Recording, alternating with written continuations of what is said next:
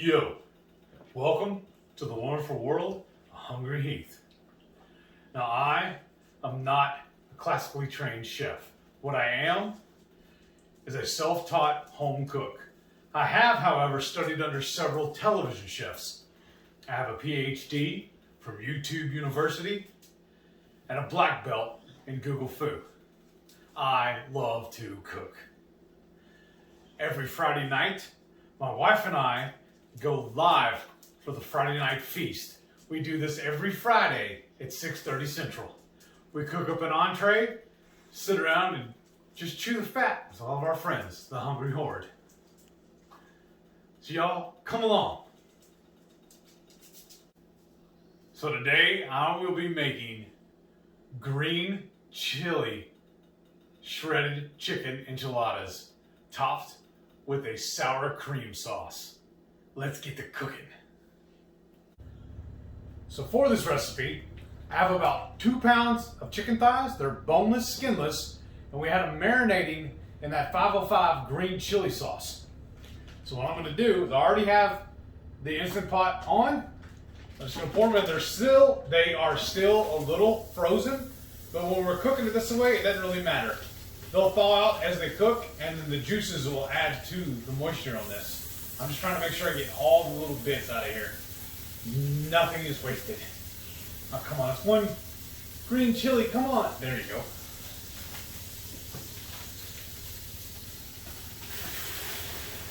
Ooh, yeah. Then we lock the lid. Make sure it's set to steaming. And then I'm going to do manual. Oh, well, come on. I'm just going to stop and turn it back on. There, 45 minutes is what we're going to try. And then we'll check it. And if it needs, I'll do another 30 minutes. But we'll know in a few minutes. For our sour cream sauce, what you will need is some chicken broth, a cup, 2 tablespoons of butter, sour cream, of course, hence the name, right? And then I'm going to see how thick the sauce is, so I might be adding some gelatin in there just to thicken it up.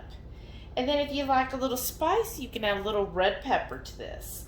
And then for seasoning, some salt, pepper, garlic. And then at the end, I'm going to throw in just a handful of some Swiss cheese that we have. To get started, I'm going to put in 2 tablespoons of butter. Don't want to waste my butter here. I'm going to start letting that melt. I have my skillet on, or my saucepan rather. I have it on a low heat because here I've noticed low is kind of like medium. Medium is hot, and I don't even know what hot is. I guess that would be scorching, because at medium it'll just burn whatever. So it's kind of crazy. And then once that's about melted, then I want to do a cup of my chicken broth here, and I'm just using this chicken stock. Is the cleanest that I could find. There's the ingredients. If we were still at home, we probably would have just made our own, as that's what I prefer to do. Ooh. All right. Pop it. See, that's on low. It's popping like that. That's crazy. Wipe this down a little bit. Whew. Okay, and then what you want to do, I've got my whisk. I'm just going to kind of whisk this together with that butter and just let this kind of simmer on low for about 10 to 15 minutes. I just want it to reduce for me before I add in everything else. All right, our chicken is finished cooking. At least I hope so. Fingers crossed. I don't want to overcook it, but then also I always like to do what they call a natural release, because there's a knob on here. You can flip it and it'll shoot all the pressure out. But I've always found that when I'm cooking meat, if I let it do it naturally, it helps hold the moisture in there and it keeps the meat more juicy. So that's what we did. As you can see, it's been there for a while. And then you're supposed to, typically, the handle on here is slotted, and you stab it like that. But I think when I'm messing around here, it's in the way. So I'm going to set it on a towel. All right, now I'm going to check the chicken and see if it shreds. Oh, that's beautiful. That's exactly what I was looking for. Well, I was afraid of if it was still real hard, then I would just close it up and do it for another 10-15 minutes. So this is going to be fantastic. Oh yeah, it's breaking right up. Yeah. So I get this broken up even more. I'm just going to keep stirring it until it falls apart. Then we'll start building our enchiladas. This is going to be amazing. All right, so I've got my chicken broth's been going for about 15 minutes. Just going to stir that up. It's not exactly as thick as I want. So I got some gelatin here, and I'm just going to put in a little bit of the gelatin. I'm going to start off with half a teaspoon. Now I've already let the gelatin bloom, and what that means is I started it in cold water. I just took a tablespoon of my gelatin, 2 tablespoons of cold water, and kind of mix that together and just let it bloom. So you don't want it to put it in. You don't want to put the dry powder into hot liquid. You do want to bloom it first, and then you'll slowly add it. So I didn't want to go too crazy with my gelatin. I like to start in half teaspoon increments. So let me do another.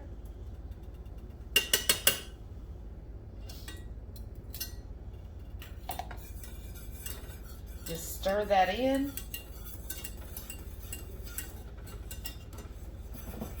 Yeah, that's good. And then I'm going to add 4 ounces of sour cream. Put that in there. Oh yeah.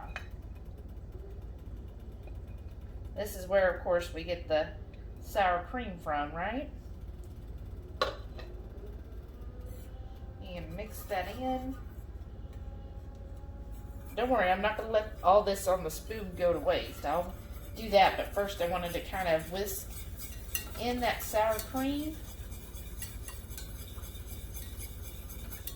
Get most of that incorporated.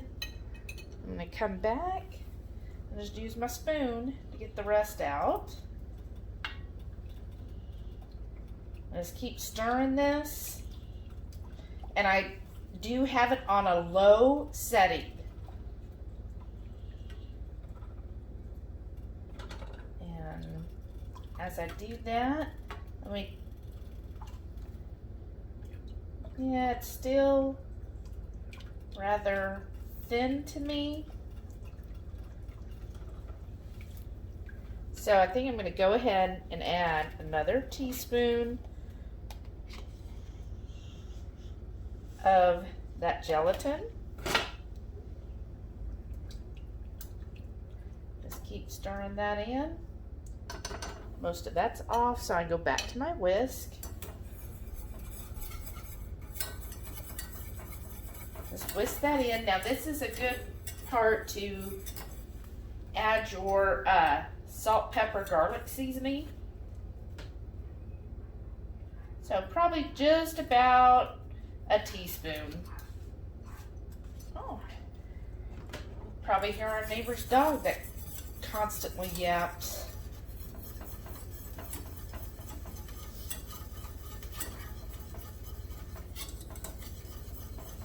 And that's coming along nicely, well incorporated. And I'm just going to take a little taste of this. Let's see how it's tasting. Oh yeah, that is really good. I think Oh, I don't think we have any more. So I was going to add a little cumin, give it a little bit of that smokiness. Let's see, might be just enough.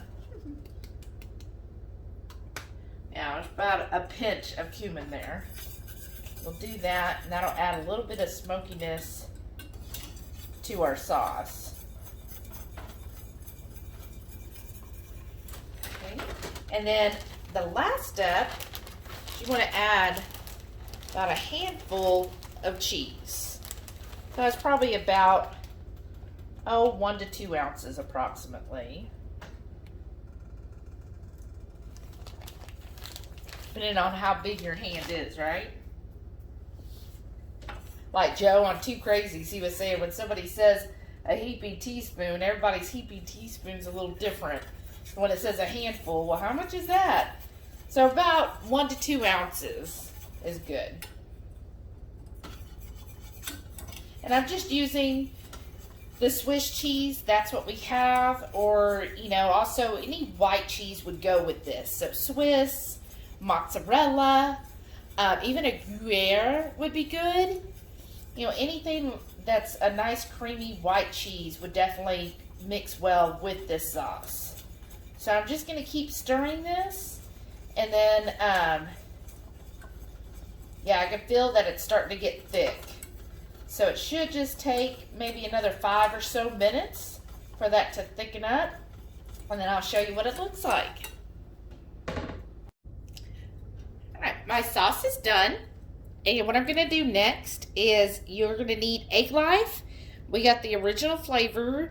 They're now available where you can order it directly from them. We've only tried the everything and the original, and we really like both. We are getting the sample pack that also includes the Southwest, which I'm really looking forward to. So stay tuned, and we'll definitely let you know how those are. But these are really good. There's their macros, and then if you haven't already, there is the ingredients list. When I look at stuff, I know some people always look at the carbs. First thing I go to is ingredients. That's what matters most, because if it has something I don't want, I don't care if it's 0 carb, if it has something I don't like. Because cocaine is 0 carb, and I still don't want it. And then on my sauce, before I proceed, I'm going to add a little bit of crushed red pepper, because we like it spicy, spicier. And I think the only hot sauce we have here is this Louisiana. Yeah, I think we may have some Frank's also. Okay. But that's, yeah. I'm just going to stir that in.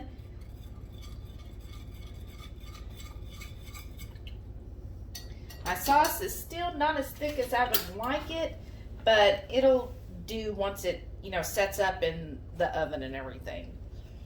So to get started, because these are enchiladas, so we've got a pan here. And we fit this pan and found out it does fit in our air fryer. So you're going to start, let me get my utensils here. You're going to start with an Egglife. And then you'll put some of that yummy shredded chicken. Look how beautiful that chicken is. And I'm just going to fill up this tortilla. Oops. And then I'm going to roll this up like you would an enchilada. Roll it there, put it in my pan with the seam side down. See that? And then I'm going to do the next one.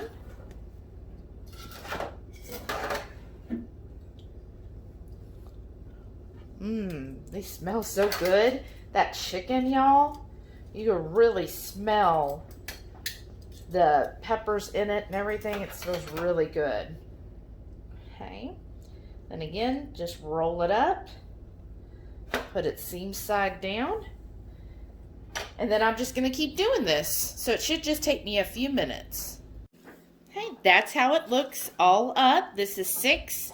So 3 for each of us. I put a little toothpick so I know which 3 are mine. And then I'm going to take our yummy sour cream sauce.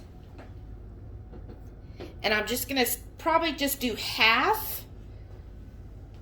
We'll start off with half, and I'm just going to slowly pour that over these. Oh wow, look at that. It looks good. You can see all the red pepper flakes. And that will help soften these tortillas. As you probably noticed, we didn't heat them up. I pulled them straight out of the fridge. Okay, and I'm going to reserve, I think that's probably, what, about a third left? I'm going to reserve that for afterwards. So now I'm going to put this in the air, well, actually, I'm sorry. I'm going to top it with a little cheese. Okay, I got some Swiss cheese. So I'm just going to drizzle some of that on top here, especially for Heath. He loves a lot of cheese. And then on mine, just gonna lightly do mine.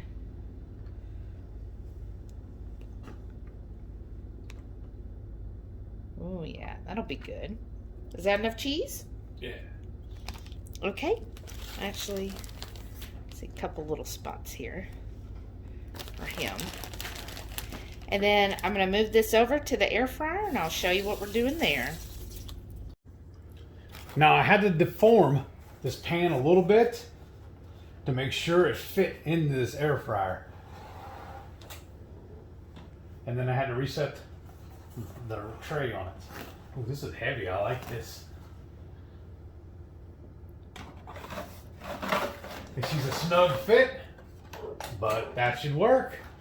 Oh, there's a leg there. So we got it on 400 degrees on broil, and I'm gonna dial it in to just under 10. And then we'll check on it and see where we're at. All right, let's take a gander. Oh, that looks good right now. That don't slide.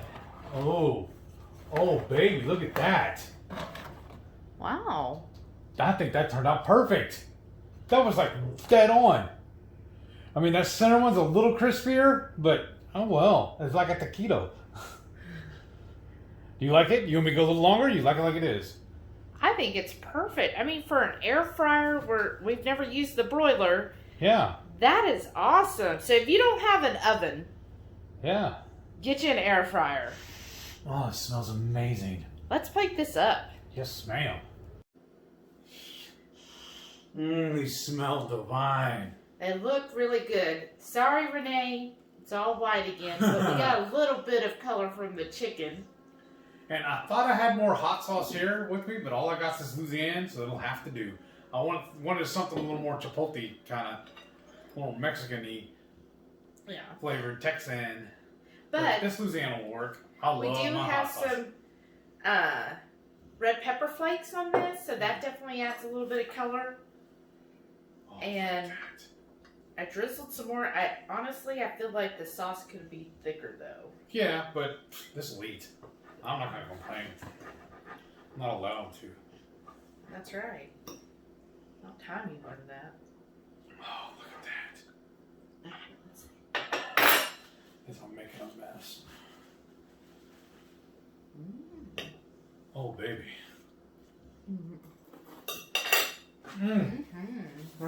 That is amazing. The tortilla definitely, the Egglife tortilla, definitely got warmed. It's tender. They're generally pretty tender to begin with, but they definitely soaked in that sour cream sauce, and you get that tanginess from the sour cream. And sometimes when you use this Egglife for tacos, depending on how you load them, what you use in it, they get real soggy real quick. So I figured the best thing to do with them is to make an enchilada. And then you're eating it with a knife and fork, you don't have to worry about wearing it all. And the chicken, you could taste the green chili. It's got just that hint of that green chili. So it's got just subtle hits, nothing overpowering as far as flavors go. Now you probably do with all that Louisiana. Yeah, I gotta have my heat. Oh, this is amazing.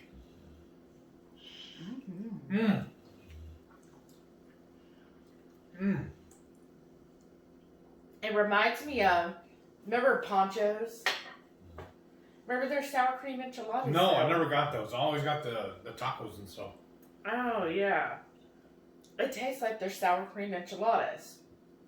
You're better cook than them. Come on, don't do yourself like that. Well, I know that, but I'm just saying it has those same flavors. You definitely get the sour cream from this. Yeah. I like the taste. Yeah. But theirs were also so thin, little bitty guys. Well, yeah, I'm just saying that if you really like sour cream enchiladas, Yeah. I think you'll really enjoy this dish. This is amazing. Only thing I should have done different was bring some pork rinds with us. So I like eating stuff like this with, chips and salsa and whatnot. Wow. And pork rinds is a good substitute, so we can't have the carbs. But this is amazing. Mm-hmm. Oh, Another one for y'all to make. Make sure when you do make it that you tag the Hungry Heath on Instagram. Yes, Because we please. love to see y'all's photos.